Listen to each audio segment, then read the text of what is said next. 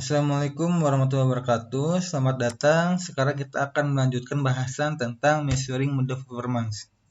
Nah, teman-teman, saya ingin mengangkat isu ya, bahwa masih ada kekurangan dari cara kita menilai performa dari model kita. Apa itu kekurangannya? Kekurangannya adalah hasil dari akurasi skor ini tergantung dari bagaimana si function ini men-split data kita. Beda cara nge-split, beda pula data hasilnya, data eksternnya, dan data tesnya beda pula. Nah, beda data ini, maka akan beda pula performa dari model kita. Coba kita lihat ya. Misalkan jadi 29. Tuh kan 0,96 ya. Tadi 0,93. Coba kalau misalkan 60. Tuh, berubah lagi ya. Kemudian kalau misalkan 100. Tuh, di 0,86. Beda lagi. Jadi, beda cara nge-split ya. Beda pula hasil skornya. Jadi kalau begini, hasil skor ini tidak merepresentasikan dari performa dari model kita karena hasilnya tergantung dari bagaimana cara nge-split function ini. Kayak gitu. Jadi kurang valid kayak gitu. Kemudian bagaimana solusinya? Nah, solusinya ada suatu metode ya yang namanya itu adalah cross validation atau biasanya disebut dengan key-fold CV. Key-fold cross validation. Apa itu key-fold cross validation? Ya. Nah, saya akan membuka Google. Kita copy gambar ini, kemudian kita save. Kita masukkan ke sini supaya lebih terlihat jelas. Nah, ini dia. Nah, key-fold CV ini adalah, K itu adalah jumlah iterasi atau jumlah folds ya. Folds ini adalah ini nih. 1, 2 yang kotak-kotak ini. Jadi kalau K itu adalah suatu nilai integer ya. Kalau misalkan kita pilih K-nya adalah 5, maka data kita akan dibagi menjadi 5 bagian. Kayak ini nih. Ini K-nya 5, maka data kita akan dibagi menjadi 5 bagian. 1, 2, 3, 4, 5.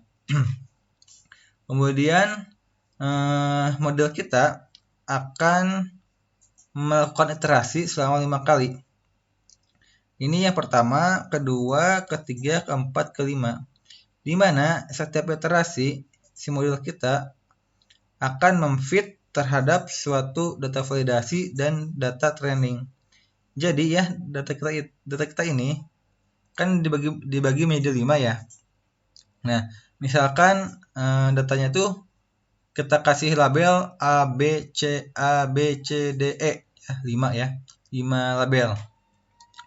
Nah, misalkan ya pada iterasi pertama, yang label A, bagian label A, dijadikan data tes atau data validasi dan sisanya menjadi data training. Model kita akan memfit atau melakukan training terhadap data ini, kemudian akan dites hasilnya dengan data validasi ini. Kemudian dihitung performanya, kemudian melakukan iterasi lagi. Namun kali ini data validasinya atau data tesnya adalah data yang berlabel B dan sisanya adalah data training. Kemudian di fit terhadap model kita, kemudian dihitung performanya, kemudian next iterasi dia data validasinya atau data tesnya menjadi data yang berlabel C, kemudian sisanya adalah data training, kemudian melakukan fit terhadap data training dan dihitung juga performanya dengan data test. Terus sampai 5 kali. Jadi kayak gitu. Dan pada akhirnya semua hasil performa dari setiap iterasi dirata-ratakan kayak gitu.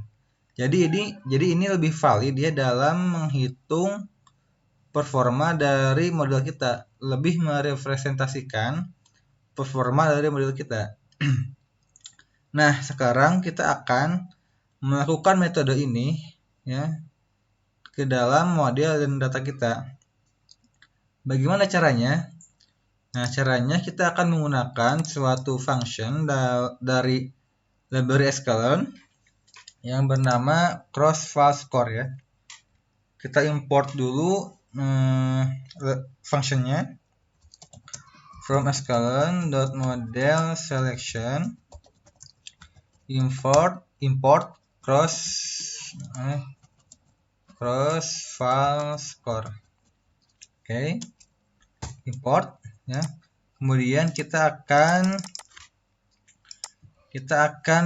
mengaplikasikannya ya terhadap model dan data kita. Kita coba lihat dulu ya, apa aja argumen yang terdapat di dalam function ini. Pertama ada estimator.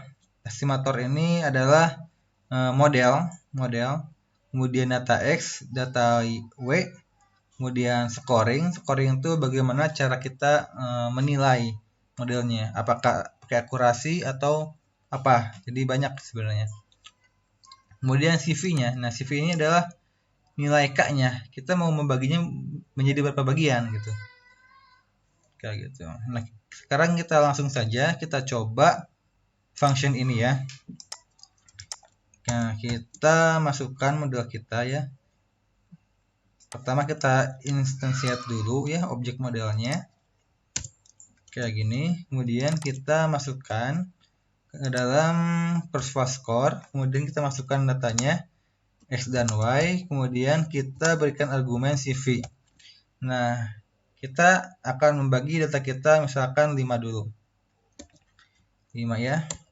Kemudian kita masukkan hasilnya ke dalam satu variabel namanya CV result. CV result. Nah, gak pakai S. Ini aja. Oke, kita enter. Kita lihat hasilnya. Nah, hasilnya adalah ada 5 ya. Nah, kenapa 5? Karena ini adalah hasil performa dari setiap iterasi. Jadi iterasi pertama 0,96, kedua 93 dan seterusnya. Nah, kita ambil rata-rata dari semua hasil performa ini. Nah, ini dia hasilnya. Nah, hasil ini ya lebih merepresentasikan performa dari model kita. Nah, kita bisa mengubah ya CV-nya menjadi 10 misalkan. Semakin besar CV-nya, itu semakin merepresentasikan dari data kita. Namun akan semakin pula men-training datanya. Karena kita menggunakan algoritma yang simpel ya, maka ini tidak terlalu pengaruh karena simpel jadi akan tetap cepat gitu. Tapi kalau menggunakan algoritma yang berat gitu ya untuk computingnya biasanya jadi lama itu. Nah, biasanya 10 sih CV-nya itu.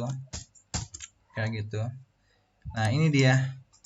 Ini hasil performa dari model kita. Ini lebih merepresentasikan performa dari model kita. Oke, sekian. Wassalamualaikum warahmatullahi wabarakatuh.